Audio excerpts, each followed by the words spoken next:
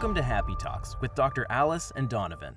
Dr. Alice Fong is a holistic naturopathic doctor and founder of Amor de Soi Wellness. And Donovan Jensen is a software engineer and founder of HowToHappy.com. Together, they're out to cause more happiness in the world. Hello, everyone. Welcome to Happy Talks. My name is Dr. Alice, and this is Donovan, my awesome co-host. And today I have a very special guest. Linden Schaffer is a wellness travel expert, founder of the first U.S. wellness tour operator, Pravassa, and creator of the virtual retreat series, Wander Home. As a best-selling author, Linden's work has been featured in the New York Times, Fast Company, and Bloomberg TV. Please welcome Linden. Thank you so much for joining us here today. Hi, Dr. Alice, and hi, Donovan. Thank you. I'm so honored that you have me as a guest on your podcast. Yeah, of course. It's great to have you here. So yeah, let's dive in. And why don't we start by telling us about your story and what led you to being a wellness travel expert? Yeah, well, it's this long journey, which I'm sure a lot of us, right, when we end up starting companies a little later in life where we found our passion and we're able to make sort of our passion our business. We look back and we think, oh, what was the first time, right? These things sort of showed up in my life. And so Pravassa, which is the travel company that I started in 2009, the seeds of that go back to when I was young. I was always obsessed with travel. And it was probably, I grew up in the Midwest, and it was a pretty small town. People looked very similar. And so I had always dreamed of what is life like outside of this little place. And so whether that was traveling through National Geographic magazines or a globe that I got as a gift when I was a young kid, right? That's kind of what started it all for me. I moved at 18 to New York City, which is where I was ready to conquer the world. And I had a career in the fashion industry before I started my business. And as much as I love the fashion industry, part of what I did throughout my career there was try to find jobs that would let me travel. So it was, how do I, make money, have a stable career, but then do that thing that I love. And was able to successfully do that, traveled Europe, traveled the US, a little bit in Asia.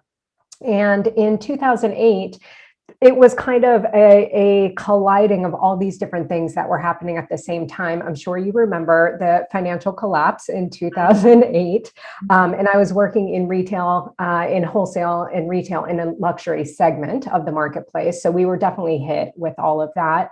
I also got married, and my husband is from Argentina, and we planned a destination wedding in Argentina, but we did it with a twist where it was a 4-day celebration, very much not about the wedding and much more about Argentina and the culture and the reason that we love to go there all the time, and really involving our friends and family in that whole experience. And then people having such a great experience. And when I decided, I've kind of done what I needed to do in the fashion world, I was ready to start my own business. I wanted to continue to travel. And I thought, how do I combine all the things that I love, which is this concept of health and wellness and how I'd been living my life, as well as traveling the world. And so I sort of came up with this idea, and I pitched it to a friend of, hey, I would love to take people on the road and introduce them to health and wellness around the world, and use that as the foundation for exploration in other countries. But it also has that doubling effect of the things that you learn and the ways that you feel, you bring home with you and can implement them in your life. So it's kind of that gift that keeps on giving. And so that's how I came up with the idea for the company. And not having run a business before, I pitched this idea to a friend. They hired me on the spot to plan a trip. And I thought, well, I have a company and now I get to do something I love. And so it was just really setting aside that fear and taking the leap into my passion in creating a business. Yeah, that's a really cool story. And you can tell, based on the way you laid it out, that it's something that's been growing over time to take over more and more of a percentage of your time. I had a question around kind of, when I was looking at your background and whatnot, there's this wellness piece. So I'd be curious how you've kind of integrated those two things together and what the story is to kind of connect those pieces, because a lot of people want to travel or try to travel as much as they can, but I haven't heard as much on this wellness side. Yeah, yeah. And it's a great question because we're realizing as a society, and I know you guys talk a lot about this on the podcast, of the mental, emotional, spiritual health, right? That is, it makes us a whole person, right? When we address all of those things. And I think in our country and society specifically, the physical fitness piece has been there, but the fitness of all these other areas is now we're paying attention to them. And so that's when you look at wellness and you look at holistic health as a whole being, how do you apply that to different areas? And for me, travel for me was an obvious one because I always felt when I traveled, it was easy to let go of habits. It was easy to let go of boundaries. It was easy to let go of, how we think sometimes and be a little more open-minded. So it's like, how do we implement these things when we're in a space that leads us, right, to these feelings and then this way of being where you can kind of break your walls down a little bit. And for me, being a curious person and being always ready to explore somewhere, it seemed like a natural fit. And so when I launched the company in 2008, there was no wellness tourism. There was no concept of this within the travel space. So I definitely helped to pioneer that part of the industry, and have been working with people ever since. And you mentioned, I believe in my bio, I wrote a book called Living Well on the Road.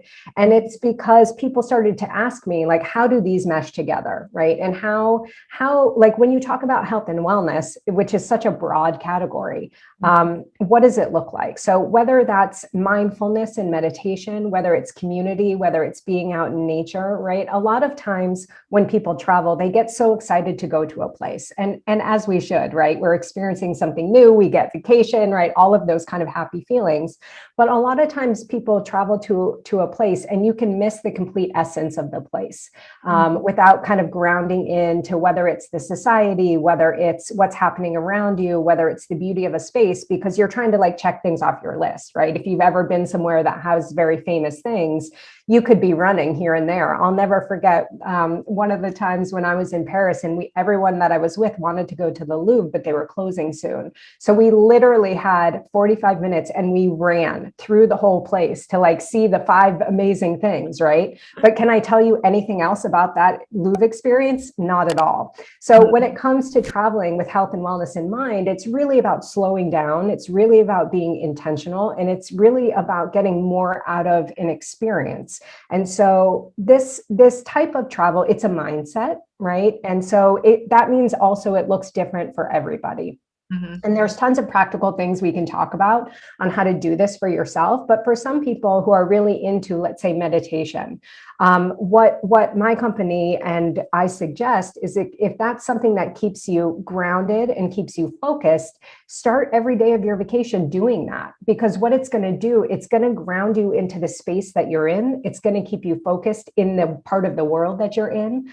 It's going to connect you more readily to the people and the places that you're visiting. And like one small little change like that can make such a huge difference in your experience. Absolutely. I could see that. And I could see how going about traveling with the expectation I got to hit all these markers can kind of be contradictory towards, well, I don't know. I guess it depends on what your goals are out of the trip and the travel. Because for me, I am a huge travel advocate myself. I've been to a lot of places in a lot of countries, and I can only travel with certain types of people because my parents growing up, they were the ones to be like, we got to get everything possible, squeeze as much in, cram-packed and I'm like, I don't feel relaxed. I don't like this. So my style, my preferred, and thankfully my fiance has a similar style of like, okay, mainly I want to go to just relax and do nothing, because I'm always the person who's always doing all the time. So I need to do nothing, but maybe like one big activity of the day, like scuba diving or something like that. Do you find like different people needing different things when it comes to like traveling for their well-being? What are your thoughts about that? Absolutely, because there's a spectrum, right? When we talk about health and wellness, and you can be someone on one end of the spectrum who says, I'm going to go to like a health resort where they only feed me certain types of food, where I don't have to make any decisions. The decisions are made for me, right? That's one extreme. And then you have the other extreme. Maybe you're traveling with family and everyone has different goals. And so you can't do one complete itinerary or one complete idea, because when you have multiple people, right, everyone wants something different. So you have to find a way to balance that. But all of these things can be rooted in this concept of health and wellness. And so, whether it's an individual or whether it's a family, Dr. Alice, you mentioned you are going to go camping this weekend.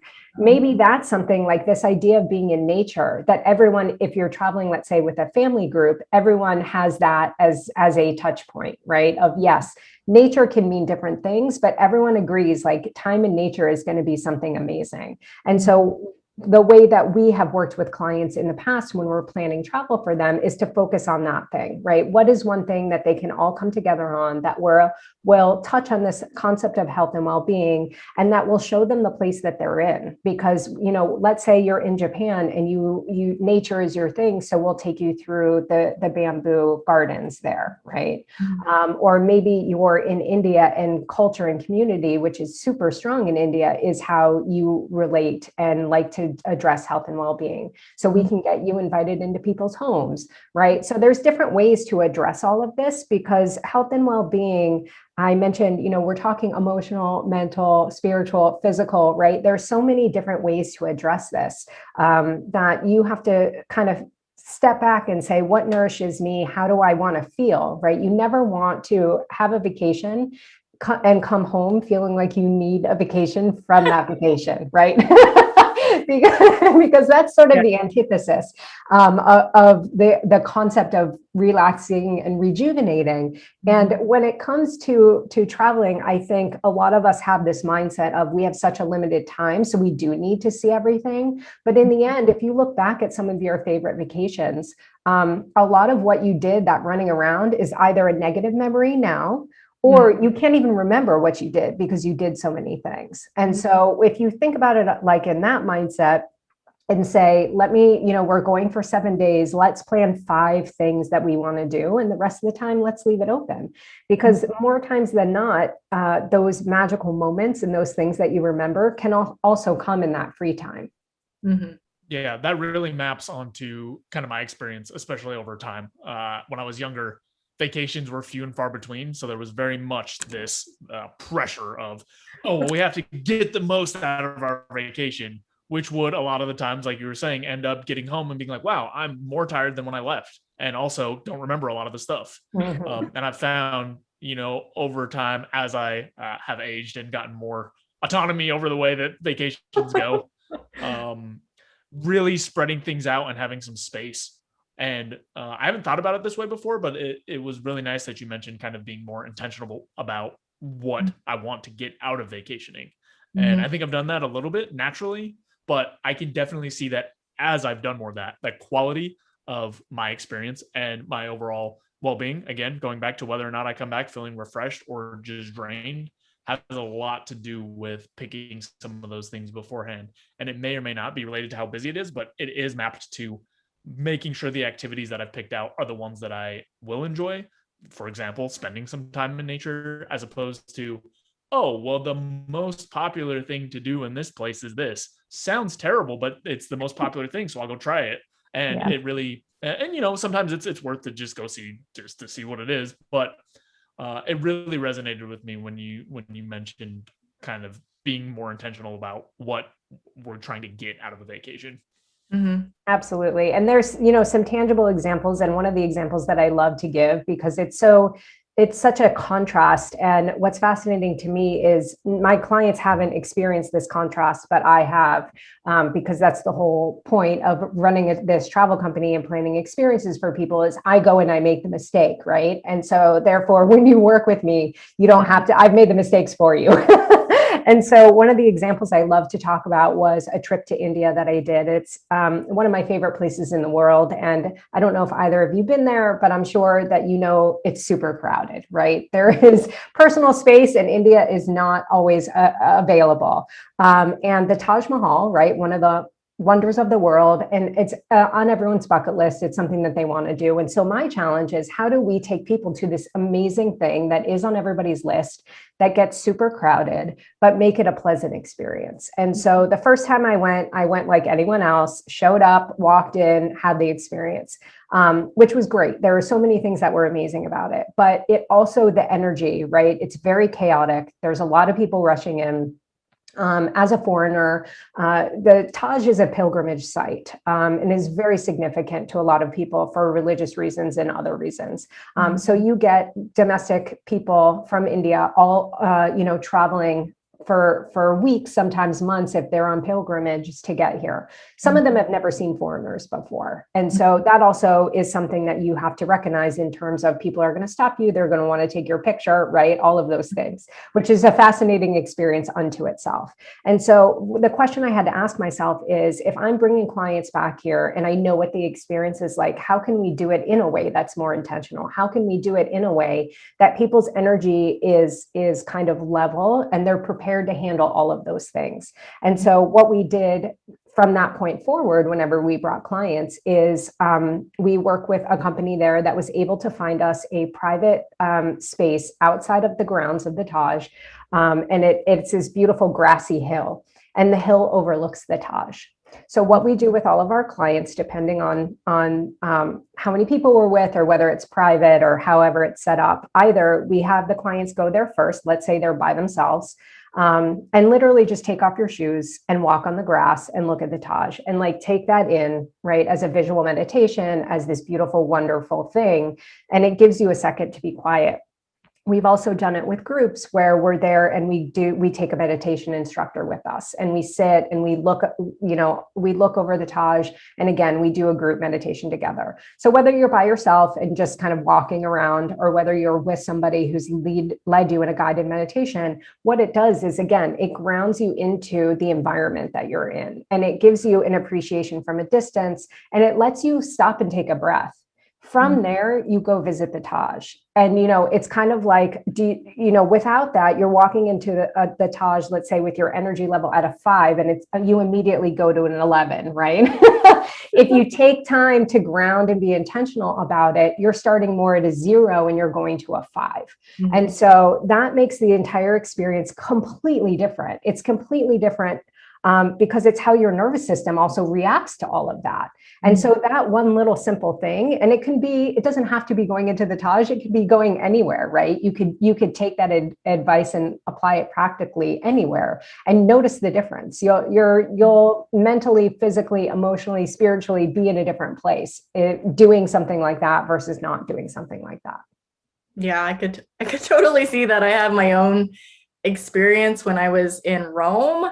It just happened to be, and it was like the worst time, and I didn't even plan ahead. I just happened to, like, I was visiting various cities in Italy that trip, and the weekend I was in Rome happened to be Easter weekend. So it was like extra packed, not that I was religious, so it just like totally didn't even occur to me that was like a thing. And so I went to Vatican City, and honestly, that was like one of the most stressful experiences ever, because I was there traveling by myself. I got in line, probably 3 or so hours before close. I barely got in. So it was like, did I wait in this line and not be able to get in was like one stressor. And then when I got in, it was like we were being herded like cattle, like literally like shoulder to shoulder, slowly getting to the Michelangelo, like the finger pointing on the ceiling piece, which is the thing that everyone wanted to see. And it was just like, it was cool to see, but would I ever do it again? Probably not. And the memory that I think about in Italy that was much more enjoyable was literally having dinner by myself with a good, like taking my sweet time, enjoying this delicious Italian. I don't even remember the name of the restaurant, but that strikes a much more positive memory than actually seeing the Vatican City. and all of that. So I can relate Yeah. to, but if I was in a better grounded state, that could have made the experience a lot different, I could see. But at the same time, I never want to do that again. So that's where yeah. The other thing I wanted to touch on, which I think is limiting beliefs people have about travel, is something I had myself, in that I always use like, I don't have time, I don't have money, as like a constant excuse not to travel. Like I had moved to the East Coast from the West Coast because I was like, oh, I can explore the East Coast more. I never lived there. I can easily travel to Europe. I can easily travel to the Caribbean. And I just didn't, because I was always using those excuses for years. And then it was literally like a breakup that had me be like, why have I not been doing this? Yeah, I keep using these excuses. I'm going to just make it happen. And I was able to travel to Europe to like 4 different countries with $500 in flight. So it's possible. And I think it is a matter of limiting beliefs and getting out of your comfort zone, because it is getting literally outside of your comfort zone, literally. What would you say about that when people are kind of like hesitant about travel? Yeah. Well, I think it would behoove people to explore, what is it they're hesitant about, right? Is it the cost? Is it the unknown? Is it, different languages? Is it being somewhere new? Is it going by yourself and not knowing anyone, right? There's so many things to explore there. Something that you touched on, which I think is fascinating, is there was a trend a few years ago for perks, right, of working in a corporate environment, where they started to offer unlimited vacation, meaning you could take vacation whenever you want. Most companies have stopped doing that, because what happened is nobody took vacation. So they thought they were solving a problem by telling people you can leave whenever you want, and then people actually not doing it. So many companies have reinstated. A lot of people have said, they will even close their companies at certain times, so it forces people to disconnect, right? Because traveling, whether it's domestic, whether it's in your city, which I also am a huge fan of, traveling in where you live, or whether it's far, right? That idea of disconnecting from our devices, disconnecting from our typical habits, disconnecting from our typical foods, right? That's how we grow. It's how we learn, right? It's how we as humans evolve. And so, I would challenge people to ask yourself, what is restricting you right now? Because there are hacks, right? If it's pricing, for example, right? You found a cheap flight, right? I have credit cards that are used for airlines points, right? So that's a way for me, like, I'm spending the money anyway. I might as well get some free flights or free hotels or whatever it is, right? There's ways. You do have to, again, I go back to this word intentional, right? Because you do have to plan for it. It doesn't just happen. Right.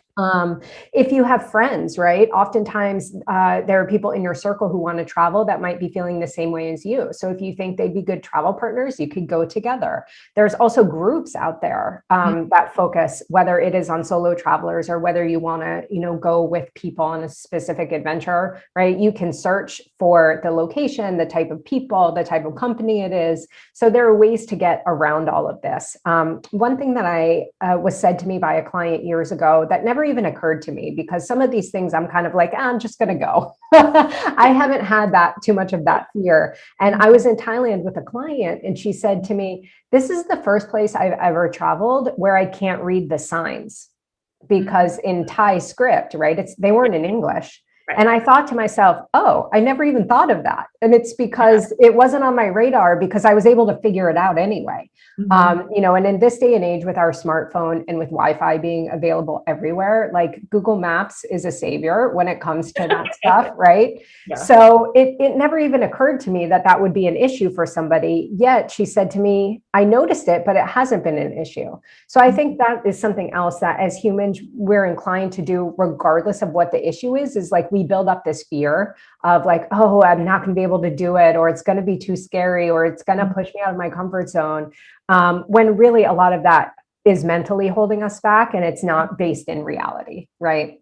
Mm-hmm. Yeah, so that maps pretty well to some of my experience as well, is just not knowing what certain places are going to be like, right? And I haven't been to a ton of places, but for example, I've been to Mexico several times, and some of the areas I've been like, okay, wow, this is really nice and awesome. And other areas I've been like, I don't know if I should be here. I don't know if this is the right area for me to be in. So to kind of follow up on what we've been talking about, I'd be curious what kind of ideas or strategies you have for people kind of trying to plan vacations so that they end up in places close to what they want to be. Because I think there's probably a pretty big gap sometimes between things like, hey, I want to go to the Taj Mahal. Cool, I'm just going to show up there. Oh, wait, it's absolutely packed and crowded and people are mobbing me and what is happening? So be curious what your thoughts are on that piece.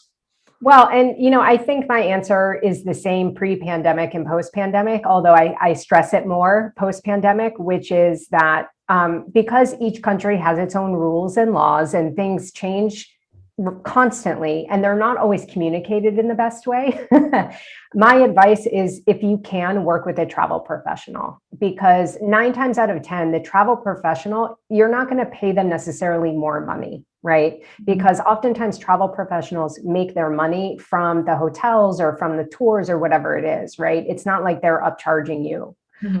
So that's one thing I strongly recommend, not just because I'm in this industry, but because during the pandemic, I think a lot of us saw, if we had travel plans that had gotten canceled, or, we were kind of like stranded of like, now what do I do? And if you had flights, for example, and you tried for 4 days to get a refund on your flight, right? Some of those travel professionals were able to either sit on the phone for you or to get those things worked out faster.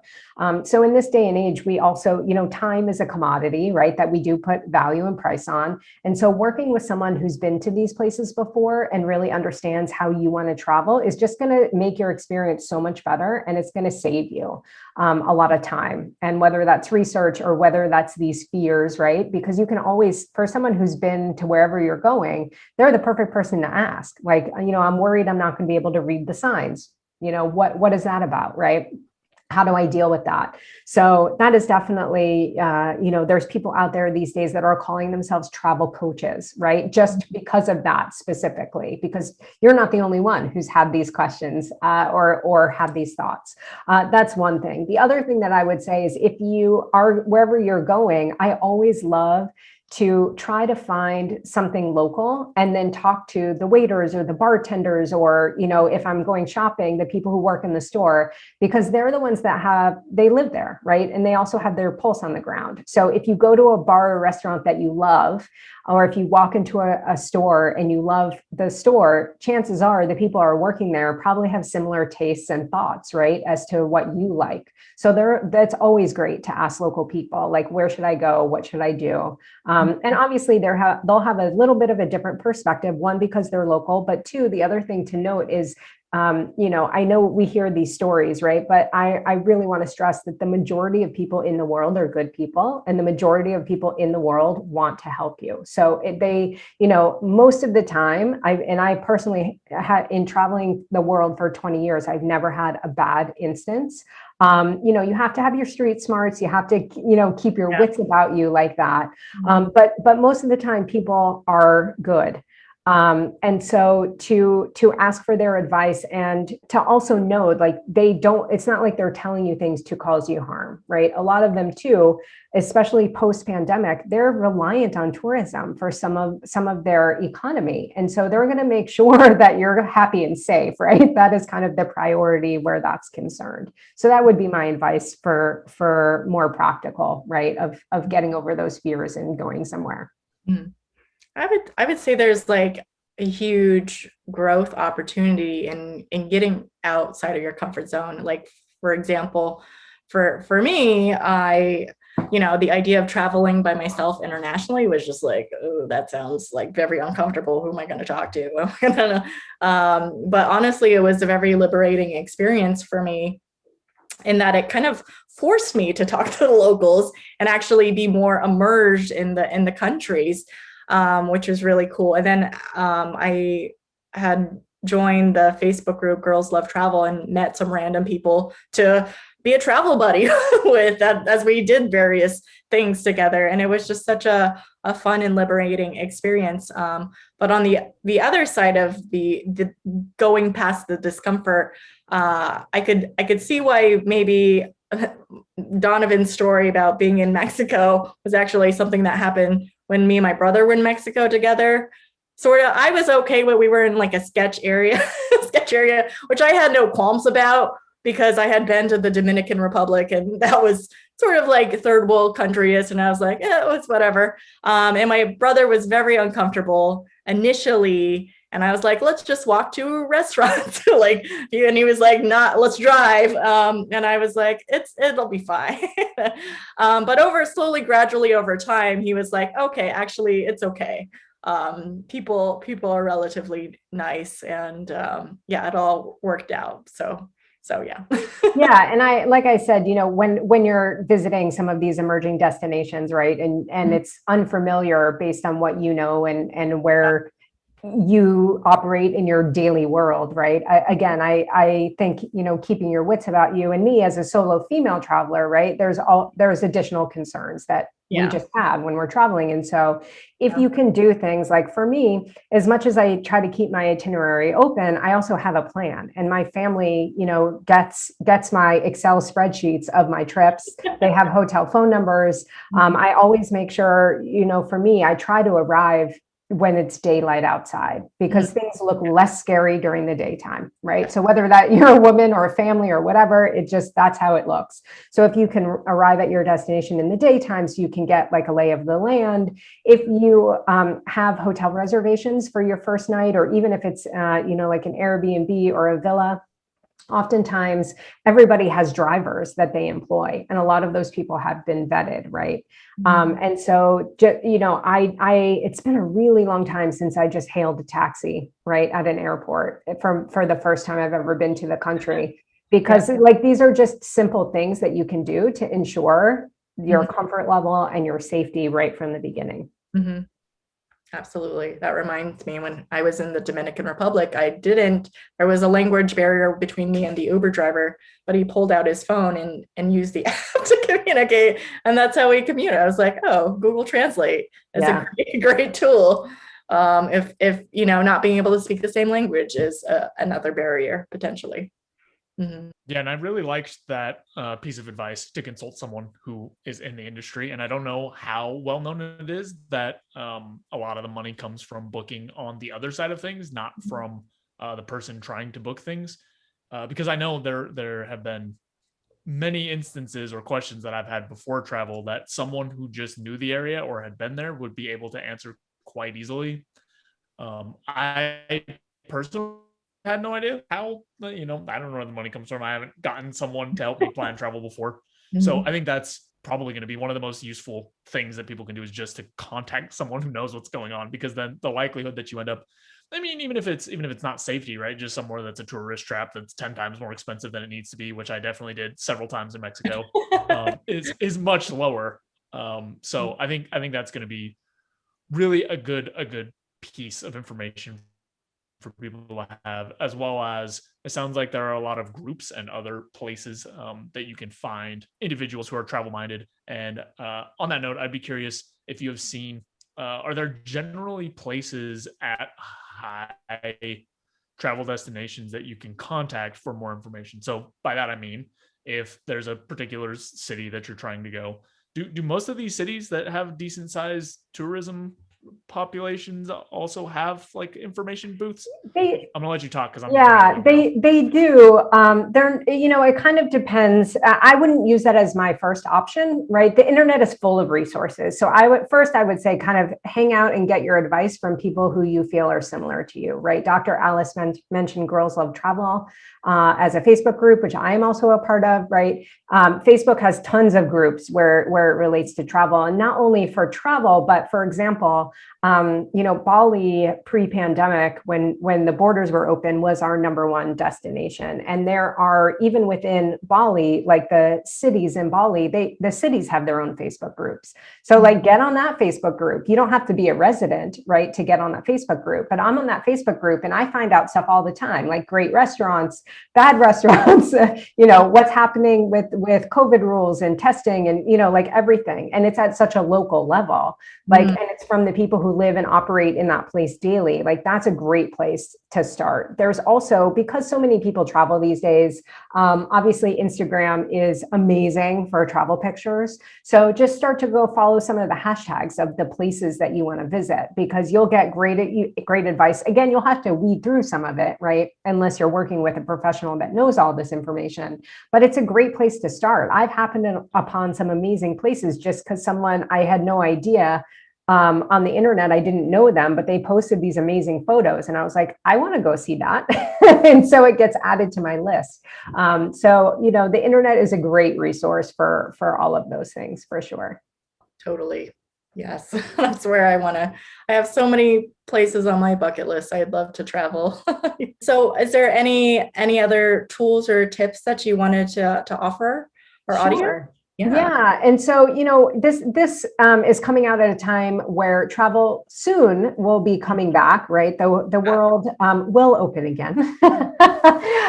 It has been shut down for quite a while. And those of us here in the US who can travel domestically, some of us have, and there's great stuff to explore in our backyards. When I talked about being intentional when it comes to travel and really opening yourself to this concept of health and wellness, one of the things that I created during the pandemic is called the Wander Home series. And basically, the reason that was created is because pre-pandemic, a lot of our clients, we were taking them, as I mentioned, to these places around the world to the root of a lot of these health and wellness practices. So yoga, breath work, sound healing, other kinds of healers, right, that are known outside of the US, some in the US as well, and visiting those practices and incorporating those practices into your travel experience. Since we weren't able to go in this past year internationally very much, we decided that let's bring these practices to people at home.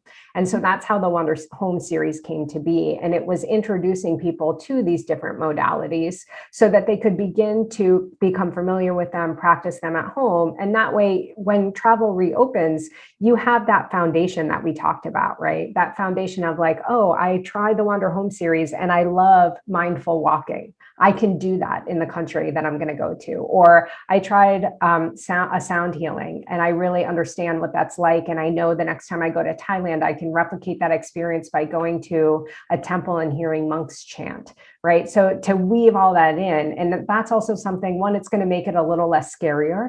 And two, it's going to connect you to those practices at an internal level that will be almost replicated in a little bit of a familiarity when you travel to a place that's unknown, and it will help you feel more comfortable, right? And feel pretty grounded and connected to where you're visiting. And so for us during the pandemic, it was important that we really guided people towards that programming, because again, that's programming you can use in your everyday life, but it also will prepare you when it's time to go back out into the world. Mm-hmm. Yeah, I love it. I think it's those tools are useful just generally in life, but especially when you're traveling, when there's higher uncertainty, when there's higher chance basically of getting in this stress loop. It just gives you a nice, it sounds like you provide a number of tools, but you can pick one and get kind of an off ramp from that, reground yourself, and then make sure that your travels or vacation continues in the way that you want.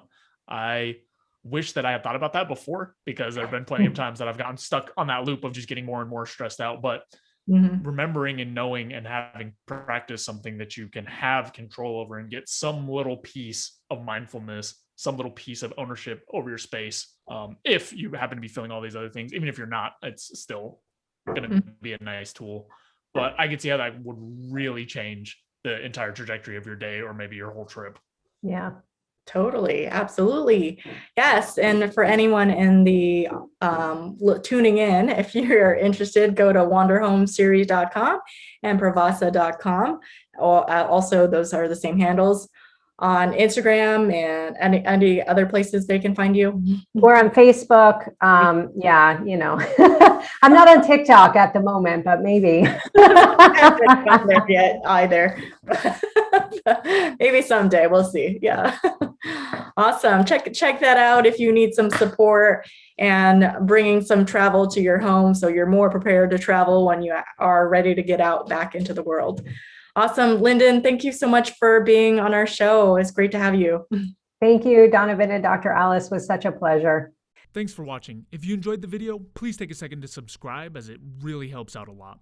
If you're looking for more content, there's all sorts of information over at howtohappy.com. And if you want something a little bit more condensed and concise, I've also written the book Mindscaping, which is essentially a framework for optimizing happiness. So we'll have the link there as well.